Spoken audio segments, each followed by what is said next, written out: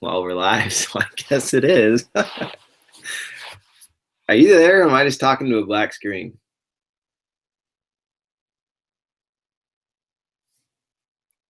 Oh boy. I don't know if this is some kind of test or what, but this is all I can see on my end.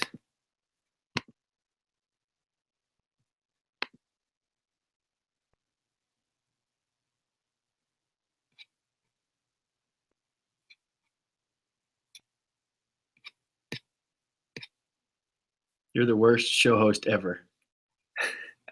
What would you do if there was really a technical difficulty? Now we've got viewers who've been sitting on here for like 3 minutes, and you haven't said anything, but oh boy.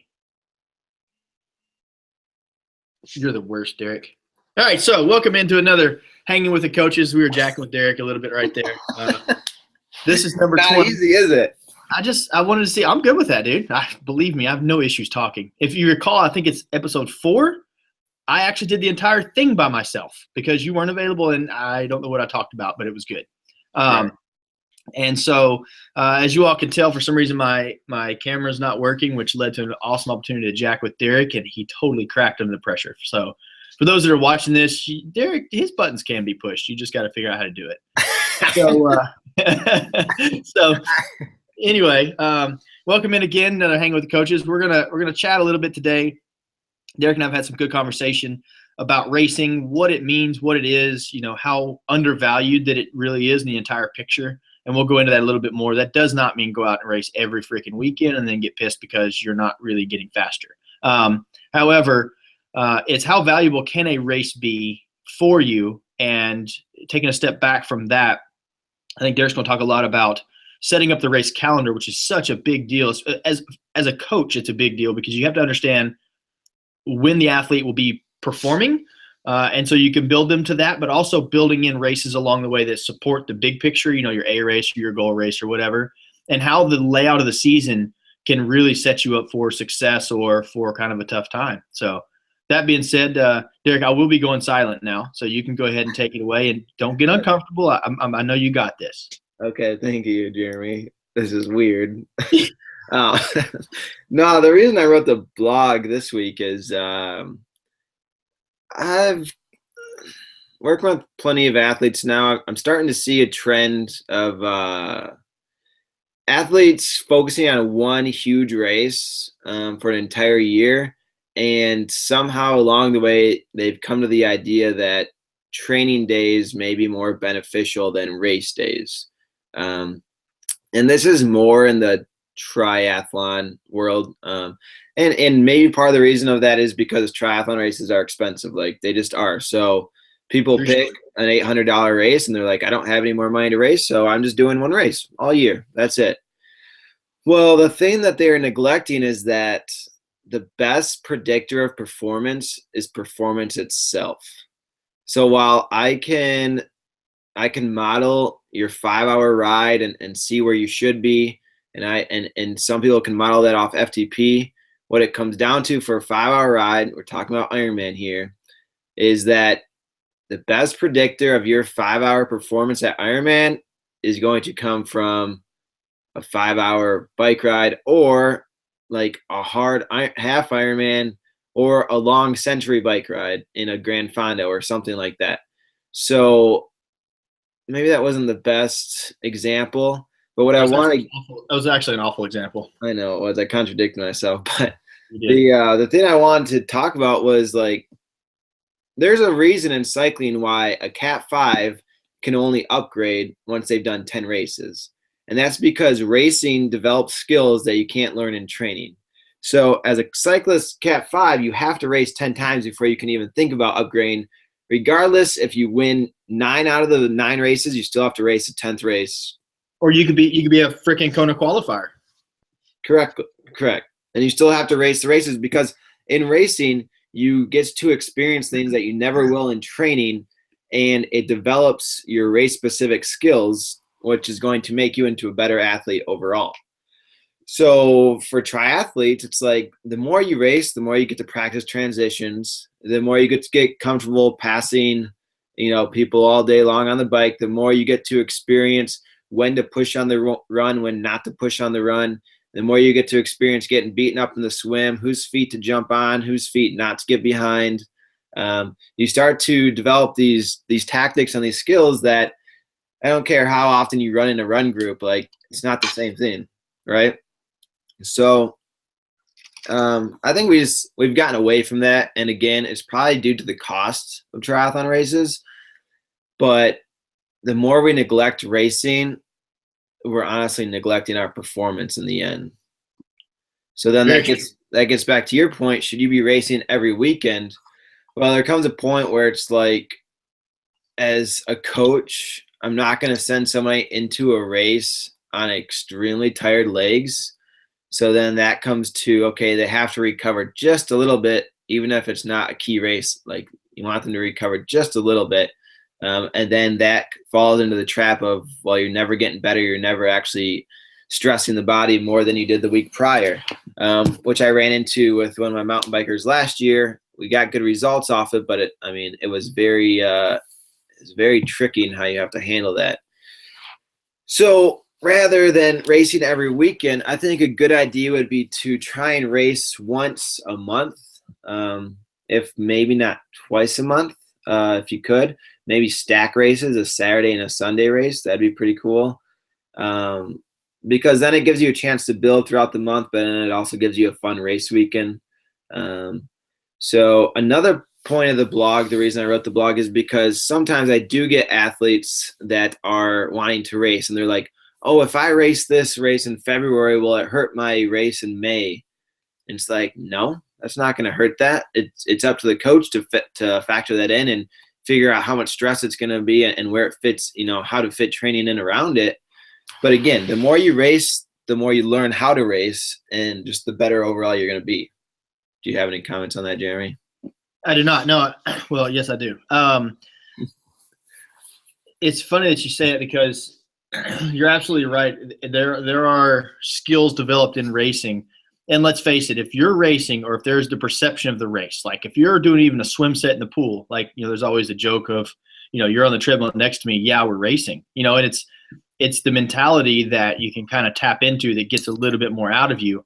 Or, in a race, it could be the mentality or the mental game that you might hold back at certain times, and you don't really ever get to test that in training. You don't need to put yourself under that mental, physical, and emotional stress all at once. We'll have some workouts where maybe it's a group ride or something that really kind of makes you work and taxes you, but other times you're just kind of, muddling along, and as Derek says, noodling along and kind of going through the motions and stuff. And so put yourself in that stressful situation. You can always learn from that. Every time you race is a chance to learn. Right. And then, with that being said, I've learned that there are two types of athletes. There are athletes that like to race, and there are athletes that like to train. And I say that, I'll utilize myself and Kendall as an example. She loves to train. She loves the process. She loves the consistent exercise and fitness and the lifestyle. Come race day, she absolutely hates to race. Whereas me, and Derek coached me, he knows I hate to train, but I love to race. I will show up at a race completely unfit for the thrill of the race. And so for the athlete that loves to train, I would suggest, if you kind of identify yourself like that, and Derek, you may agree or disagree, it's just my theory, but if you are an athlete that loves to train, but races kind of make you cringe a little bit, you just kind of do it to have an end game, maybe you should be racing more often to kind of get used to that. You don't have to like it, but you have to put yourself in that situation just to kind of see what you can get out of it. Does that make sense? Yeah.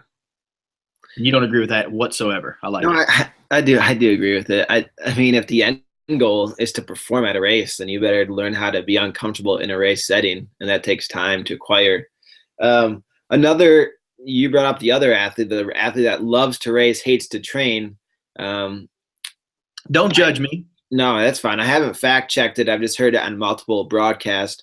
But Peter Sagan loves to use his races that aren't key races as long train days, because I've heard that he absolutely hates like his 6-hour days alone. So like him, not only is he getting in the stress that he needs that he would have got from a training ride, but now he's in a pack, maneuvering around and getting race specific skills as well that wouldn't have been there in training. So, I mean, is it any shocker that he's probably the best bike handler like in the world right now in terms of somebody that actually races? Well, maybe it's because he uses his long training days as races. Like, I don't know, just to Yep. put it out there.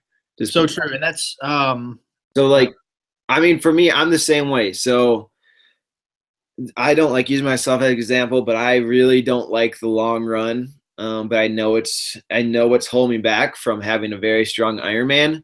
So body weight.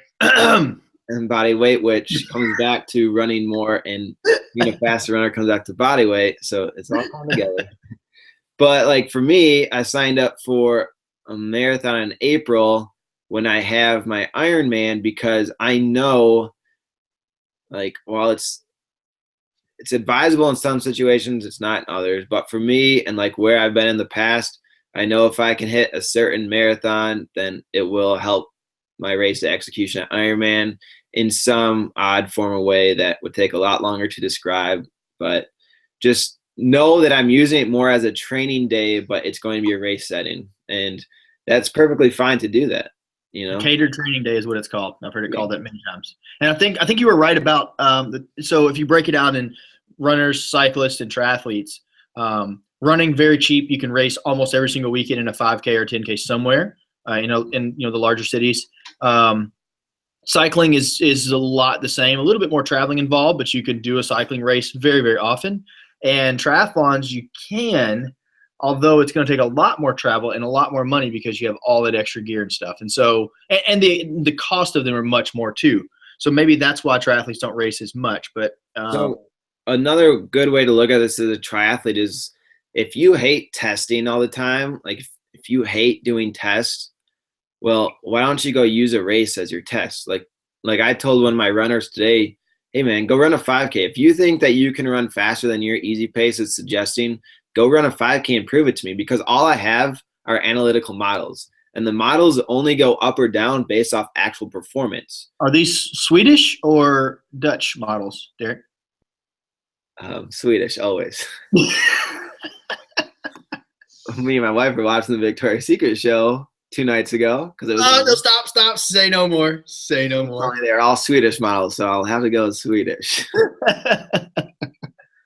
But what I was getting to is that the models only work if you're giving us hard efforts all the time, or at least not once every 5 months, but every so often. So if instead of getting on your bike and doing an all-out 30-minute or an hour time trial as a triathlete, that sounds fantastic.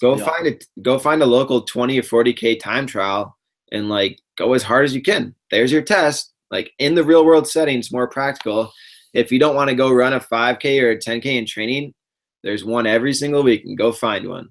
If you don't want to do a 1500 swim set, like go find a master swim club and get in a meet.